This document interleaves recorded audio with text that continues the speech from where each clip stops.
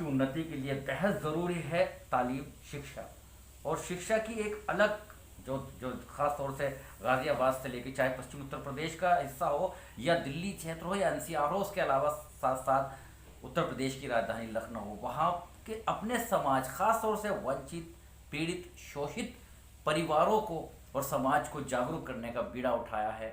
मेरे साथ वो ऐसी शख्सियत अब जुड़ने जा रही हैं, संजीव मथुर साहब। फुल मैं उनसे फुल परिचय कराऊंगा। स्वागत है आपका। Full name sir? Sanjeev. Sanjeev ji, पूरा नाम ही संजीव। संजीव जी, खास तौर से शिक्षा के ऊपर सरकार की बहुत सी योजनाएं चल रही हैं, लेकिन वो रिजल्ट नहीं मिल पा रहा है, खास तौर से उत्तर प्रदेश के अंदर। वजह देखिए, दो वजह। एक तो सरकार की नीयत ही साफ नहीं है।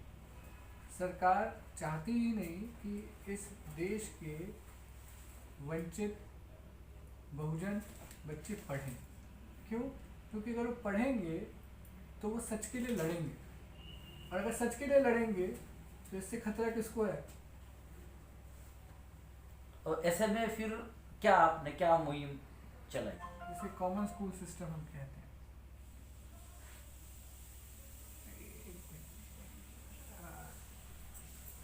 अब इस व्यवस्था को स्थापित करने के लिए हमारे सरकारों में काफ़ी बहस हुई। पिछले आप 70 साल का अगर इतिहास देखें, खास करके शिक्षा नीति का इतिहास अगर आप देखें, तो उसमें ये केंद्रीय तत्व था अभी तक कि समान स्कूल प्रणाली स्थापित करना।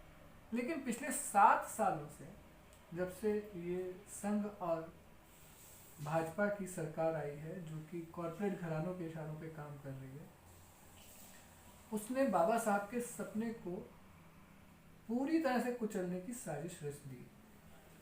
नहीं तो क्या आप ये कहना चाहेंगे कि इस सरकार के अंदर जो शोषित हैं या वंचित हैं या दलित हैं, उनको मौका नहीं मिल रहा या मिला नहीं अब तक? नहीं, उन्हें वो मौका मिल रहा है, लेकिन उनको मौका वही मिल रहा है जो मनु का विधान चाहता है।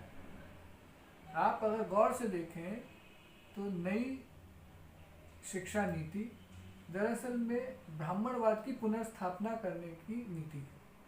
इस देश में एक नए ढंग से जाति व्यवस्था जो पूंजी की सेवा करेगी, पूंजी मतलब आप समझ रहे हैं ना जी, कि इस देश के पूंजीपतियों की सेवा करेगी, उसके लिए वो बनाई गई है। अब क्या आप गांव-गांव घूमते हैं, खास तौर से अपने समाज में भी, दूसरे में भी जागरूक कर रहे हैं, क्या आपकी क्या संदेश देना चाहते हैं? क्या ज़रूरी है इस वक्त जो एक अहम, जिससे कि आपके समाज का सब उस शोषित दलित पिछड़ा वर्ग का एक अच्छा उत्थान हो सके? देखिए, हमारा जो संगठन है बहुजन समाजवादी मंच, उसकी ये साफ सोच है, समझ है कि इस देश के अंदर बाबा साहब, ज्योतिबा फूले, हसरत मोहानी,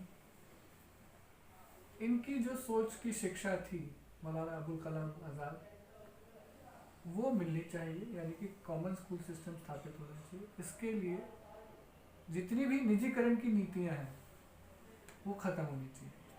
मतलब हम एक जैसी शिक्षा प्रणाली की बात नहीं कर रहे हैं, हम समान शिक्षा प्रणाली की बात कर रहे हैं, और इसको लेके हम लोगों के बीच में जा रहे हैं। और हम कह रहे हैं कि सरकारी स्कूलों को बंद ना होने दें, वो जनता की धरोहर है, जनता उसको संभाल के रखे। ऐसे ही डिस्पेंसरियाँ, सरकारी हॉस्पिटल, कोविड में हमें समझ में आ गया कि बगैर सरकारी अस्पतालों के इस देश का मजलूम गरीब बच नहीं सकता। बहुत बहुत शुक्रिया। अभी आपने देखा, अभी आपने सुना, ये थे संजीव साहब, जिन्होंने साफ किया है कि हर हाल जो सरकारी संस्थान है, चाहे वो शिक्षा हो या किसी भी क्षेत्र का हो, वो चलने चाहिए। निजीकरण का उन्होंने पूरा विरोध जताया है, और उन्होंने खास तौर से बीड़ा भी उठाया है, अपने समाज में जा के इस बाबत जागरूक भी कर रहे हैं। और उन्होंने वो एग्जाम्पल दिया जो दिल्ली के अंदर भी खास तौर से सरकारी स्कूलों का जो कायाकल्प हुआ है, अच्छी बेहतर उनको बनाया गया है। उनकी मंशा यही है कि सरकारी स्कूल किसी भी रूप में बंद नहीं होने चाहिए, बल्कि उन पर विशेष ध्यान देने की ज़रूरत है। बने रहिएगा मेरे साथ। आरिफ शीशवानी, चीफ एडिटर, बाहर और bench, news in today, Lucknow, Muzaffarnagar.